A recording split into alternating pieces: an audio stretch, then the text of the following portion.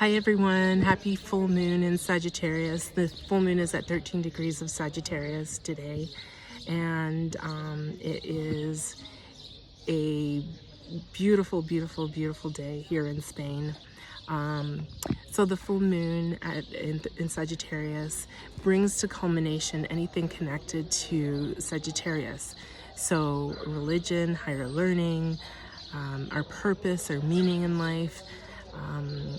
It could be, things that you believe or things that you have learned might be coming to a culmination at this time. The full moon is also connected with a bunch of things that I'm going to talk about. The first is, as I always do, I talk about asteroids, and normally I actually write by post. I'm much better at writing than talking about things like this, but I'm on the Camino, so I can't write. I don't have time to do that.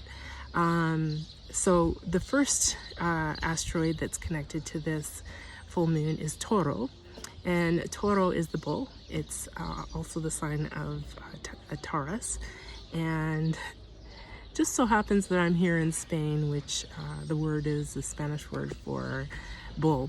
And you can't make this up. There is a bull run tonight in the square at 6 p.m. So hopefully I'll get some video of that. That'll be really interesting. But the asteroid Toro has to do with being stubborn, being bullish. It could be bullying. It could just be abstinence or just unflinching, seeing red. It does have a very much of a Taurus feel to it, and so connected to this Sagittarius full moon, we might be feeling unrelenting or like we don't want to budge around something in our lives, possibly our beliefs, possibly our self-worth, because that Taurus has that Taurus feeling to it. The second asteroid that the full moon is connected to is Requiem, and Requiem is I believe it's French for death. So it is about death. It's about transformation, death, loss. So generally, culminations can sometimes be around loss, so this brings it up even more. So you might be dealing with loss, a loss of someone special, or it could be a loss of a purpose or a loss of a direction, or you're just closing a chapter on something and moving on to something new. But yeah, so Requiem is there. So the great attractor is also conjunct the full moon, and wow, look at this beautiful beauty.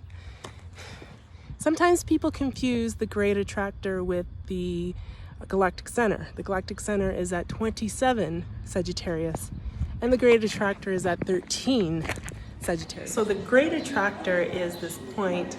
It's a pull and a push and a pull. So it's the center of the Milky Way, and there's energy pulling, and there's light and dark. And so it's a huge mystery what's at the great attractor, but it's very compelling, very pulling. It's very Sagittarius. It's unknowable, unknowing. The fact that the great attractor is at the Milky Way, or the center of the Milky Way, brings me to a very important point about the Camino, because Compostela means way of the stars, and it refers to the Milky Way. I'm not really sure what that is in the background. Birds. So the Camino de Santiago is a path that many people were introduced to with the movie The Way, and some others with Paulo Coelho's book, The Road to Santiago. And many people do this journey. It's 800 kilometers from the France starting point to Santiago. And many people do this for transformation. It is a religious pilgrimage, a Catholic pilgrimage, but I believe it was also an esoteric Christian pilgrimage, because the Knights Templar were protecting pilgrims back in the day. Along this route, there's many Templar churches or castles with their flags, and it's just something that people do to deal with loss, or to deal with a question that they might have, or to face some form of transformation. So it's perfect. It's a perfect that I'm doing this, and it's perfect for the full moon. It's a great metaphor for this Sagittarius full moon. The path, as I mentioned, is called Compostela, and Compostela is the way of the stars, and I do believe it might have been named that by the Templars, and there is an esoteric connection to that, the way of the stars. If you look at there's a shell, and there's the 12 stars around it, which 12 stars of the zodiac. Not entirely sure that it's that, but there's so much symbology that we just don't know what it is, and we can only guess. And sounds like ducks, maybe frogs, because I don't actually see them. But cool. Back in Babylonian times, the fiery path, which is between Libra, 15 Libra, to the end of to the end of Scorpio, and some say to the middle of Scorpio. Back in Babylonian times, that's where the Milky Way was. So Compostela is named after the Milky Way. The way of the stars is the Milky Way. So that area was, I believe, it's a theory, it's an astro theory, I believe that's where the Milky Way was. Well, it was where the Milky Way was. And I believe the Milky Way and the fiery path are connected. So if we stick with that theory, it's not actually in Libra anymore because of the progression of the equinox. It is now where the Milky Way is, which is in Sagittarius. And so the Milky Way was also called the Road of Ashes, I believe. And so because there's a lot of energy and action around there, it is an area of seeking and so on. My theory is that Compostela, Milky Way, and the fiery path are somehow connected. So that's my astro theory. So if my theory is correct, this full moon is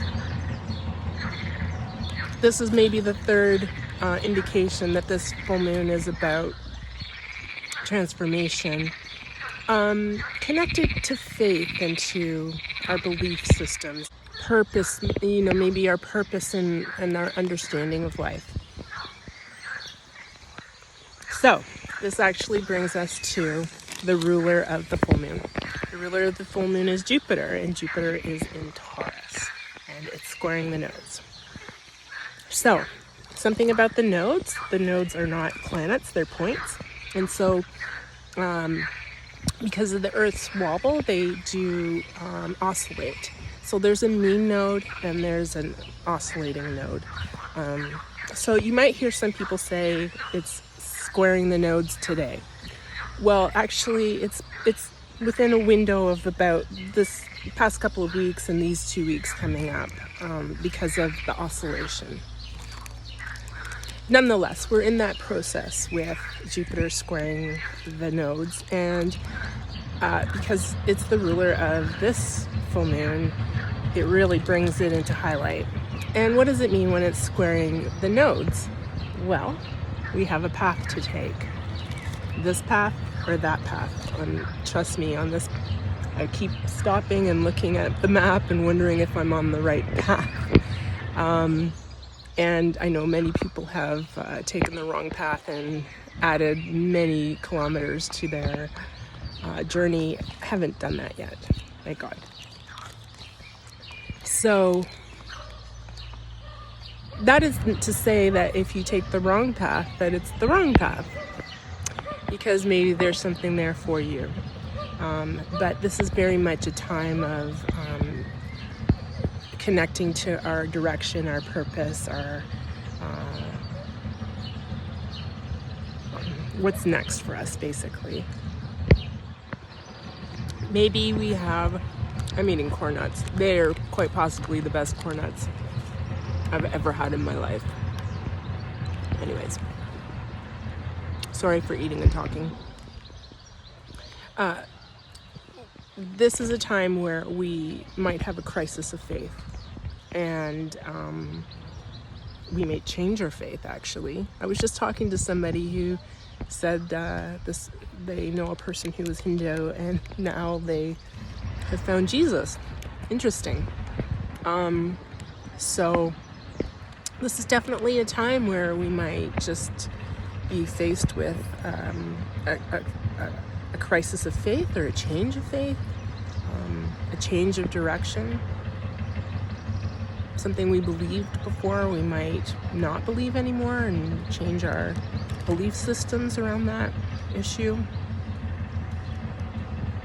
And that's all okay. It's part of life. The Sabian symbol for this full moon is the Great Pyramid and the Sphinx, and I love it. So, a little personal information.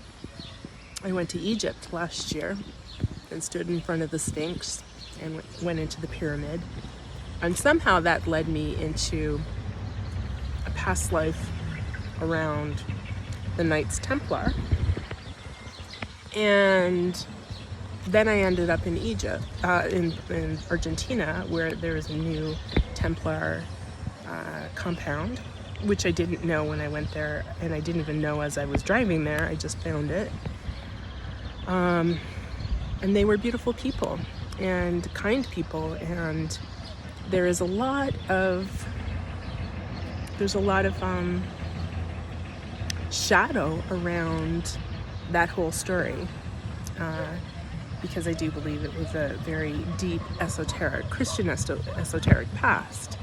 And so this Sabian symbol is kind of asking us to connect with old ancient knowledge. The Templars, esoteric Christianity, the pyramids, the Sphinx. What does this all mean? What does it bring to us now? And where is it leading us or directing us to go? So that's a really cool. So for me, this is really getting into astrotheology, and if you know anything about the Bible, if you read the Bible, you're going to see there's a whole bunch of astrology connected with it, a lot of astrology connected with the Templars, but it's just an example, and it's a great metaphor for this. So, as you can see, this has been a astrology post in sections. I hope you've enjoyed it. Happy full moon in Sagittarius. Set an intention, use the element of fire to maybe write out what you're letting go of, and burn it, and we'll see you at the new moon.